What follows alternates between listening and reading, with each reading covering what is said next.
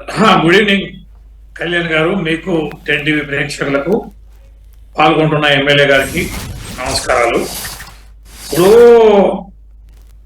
ఈ మాట్లాడేటప్పుడు ఈ పెద్ద మనిషి ఒక సర్వే చేయించాడు కాంగ్రెస్ పార్టీనే. ఏం సర్వే? ప్రజాపాలన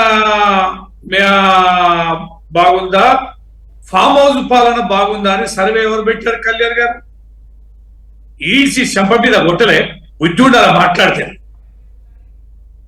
తుపాకీ రావుడు మాట్లాడేందుకు ముటిగాళ్ళు ఎక్కువ కనుక కయ్య ఎగిరినట్టు ఎగడానికి బుద్ధి జ్ఞానం ఉండాలి. జనం ఏమనుకుంటున్నారు?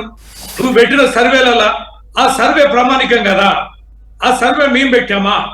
ఆ సర్వే మీరు పెట్టారా? 10 టీవీ కళ్యాణ్ గారు, కాంగ్రెస్ పెట్టిన సర్వే కదా, దానికి జవాబు చెప్పు. బుద్ధి లేదు మాట్లాడడానికి, సిగ్గులేదు దద్దమ్మా. నా మంత్రులు నాకు అడ్డుపడతారు, నాకు పని చేయడం లేదు, నా మంత్రులు నన్ను ఇబ్బంది పెడతారని సిగ్గు మళ్ళీ ఏ ముఖ్యమంత్రిని చెప్పుకుంటారా? ఇలా అధికారుల మీద మాట్లాడినావు. కేసీఆర్ గారు 10 ఏళ్ళు ఉన్నారు, అద్భుతమైన అనేకమైన ఆ కార్యక్రమాలు అధికారులతో పని చేయించారు. ఇవాళ రైతు బంధు లాంటి వేగవంతమైంది, మిషన్ భగీరథ వేగవంతంగా, ప్రాజెక్టులు, రిజర్వాయర్లు, మిషన్ కాకతీయలు అనే పచ్చదనం, పరిశుభ్రత, పట్టణం ప్రగతి, పల్లె ప్రగతి, అనేకమైన కార్యక్రమాలు, సంక్షేమ కార్యక్రమాలు, రెసిడెన్షియల్ స్కూళ్ళు, హాస్పిటళ్లు వేగవంతంగా పరిగెత్తిస్తే ఇదే అధికారులు కదా? దివాల కోరు మాటలు కదా ఇది? నీ చేతగంతనం కదా? పారిపోయే ధోరణి కదా? ఎన్ని సిగ్గుమాల మాటలు మాట్లాడినావు? ఎంతమంది మీద ప్రమాణం చేశావు? నీకు ఆ రుణమాఫీ ఏకకాలంలో 2 లక్షలు చేస్తా అన్నావు. 2 లక్షల రుణమాఫీ ఎంత పర్సెంటేజ్ రైతులకు అయింది? ఎంతమంది రైతులకు ఇచ్చావు? ఎంతమంది రైతుల అకౌంట్లలో డబ్బులు వేశారు? క్లారిటీ ఉందా? చెప్పారా? ఊరికనే 20,000 కోట్లు వేసాం, 40,000 కోట్లు, 20,000 కోట్లు ఎలక్ట్ చేశారు. కానీ రైతుల అకౌంట్లో పడే ఏ గ్రామం అయినా 30%, 40% కాలేదే. నీ స్కీమ్ ఒక్కటి పెడితే అది సక్సెస్ గా. ఆర్టీసీ బస్సులలో మహిళలు ఎక్కిస్తే తన్నుకొని వస్తున్నారు మహిళలు, అది గోసపుచ్చుకుంటున్నారు. ఇవాళ బోనస్ మొత్తం పండిన ధాన్యానికి ఇస్తున్నాం. ఇవాళ ఇచ్చింది ఏమి ఇచ్చాం? సన్నోట్లకు బోనస్ అన్నాం, అది కూడా ఒడ్ల ముక్కున్నాక 13 ఇదే అంశాలపై చర్చకు రెడీ అంటున్నారు. మీరు వస్తారా చర్చకు? మీరు వస్తారా? కేసీఆర్, కేటీఆర్ ఎవరు వస్తారు? మీరు రెడీయా?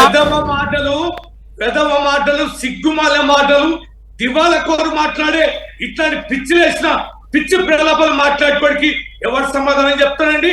ఈయన ఏ పార్టీకి ముఖ్యమంత్రి? కాంగ్రెస్ పార్టీకి ముఖ్యమంత్రి అయితే ఈ రాష్ట్రాన్ని పరిపాలించిన 48 సంవత్సరాల్లో ఇలా పాలమూరు గన్నంగా పుచ్చుకుంది కాంగ్రెస్ పార్టీ కదా? బొక్క పెట్టి పోతిరెడ్డి తొమ్ముకపోయింది నీళ్ళంతా మీ కాంగ్రెస్ పార్టీ నేతలు కదా? నేను చూశాను, నేను పాలమూరు ఇన్ఛార్జ్ గా నేను పోయినా, ఎట్లా పచ్చని పంటలు ఎట్లున్నాయండి. దేశవ్యాప్తంగా వలసలు పోయింది కదా. పాలమూరు ప్రజలు నూకల కోసం అలమటించిన పాలమూరు ప్రజలు ఇవాళ పోదాం, 10 టీవీ కెమెరా పట్టుకొని పోదాం, నీ వనపర్తి పోదాం, నీ ఆలంపూర్ పోదాం, నీ గద్వాల పోదాం, పోదామో చెప్పండి. కంటిన్యూ చేద్దాం. నియోజకవర్గం పోదాము. పాలమూరు జిల్లాలో ఏ నియోజకవర్గానికైనా 14 ముందు 14 తర్వాత పోదాంపా చర్చకి. రైట్. వంశీకృష్ణ గారు ఒక్క నిమిషం. రవీంద్రరావు గారు పనికి మాలిన మాటలు, పాత మాటలు బంధు పెట్టమనండి. పనికి మాలిన మాటలు, పాత మాటలు బంధు పెట్టమనండి.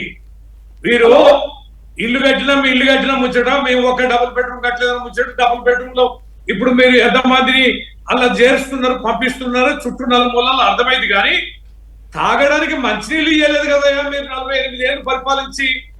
ఊడలు, తండలు, పల్లెలలో మంచినీళ్ళ కోసం పడ్డారు కదా. మోటార్లు కాలిపోయినాయి కదా, ట్రాన్స్ఫార్మర్లు వెళ్ళిపోయినాయి కదా, చెరువుల మీద తట్టడు మట్టి వేయలే కదా, రోడ్లు వేయలే కదా, పండిన పంటను కొనలేదు కదా, మీరు హాస్పిటళ్లను బాగు చేయలే కదా, గురుకులాలను పెట్టలేదు కదా, సరైన విద్యను ఇవ్వలేదు కదా. ఇవి కదా మౌలికపరమైన వసతులు మేము చేసిన కొద్ది కాలంలో. కొత్త రాష్ట్రమైన కరోనా వచ్చినా తక్కువ సమయంలోనే హైయెస్ట్ మౌలిక అంశాలు పవర్, ఎట్లాంటి పవర్, ఎన్ని జనరేటర్లు కళ్యాణ్ గారు మీకు తెలియదు? హైదరాబాద్ లో నడు పొట్టున ఎన్ని జనరేటర్ల మొత్తం మోగేది, కరెంట్ ఉండేదా? మంచినీళ్ళు పడదామంటే బావులలో నుంచి తోడదామంటే కరెంట్ ఉండేదా? మోటార్లు ఎట్లా కలిపోయేది? అగో మళ్ళా దౌర్భాగ్యం ఇప్పుడు వచ్చింది. మీరు గత ప్రభుత్వం గురించి మాట్లాడితే మీ 45 పాలన గురించి మాట్లాడాలి. మీరు పట్టించిన దరిద్రాన్ని మీ కడిగి బాగు చేసినాం.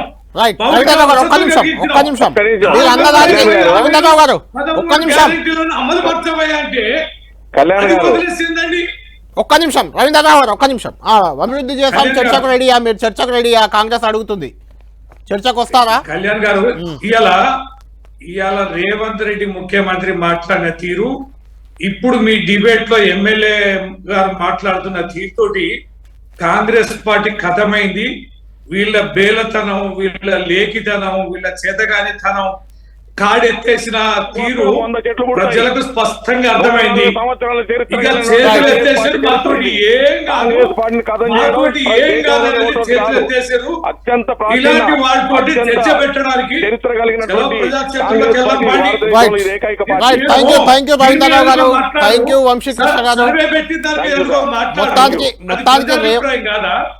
మొత్తానికి సీఎం రేవంత్ రెడ్డి విసిరిన సవాల్తో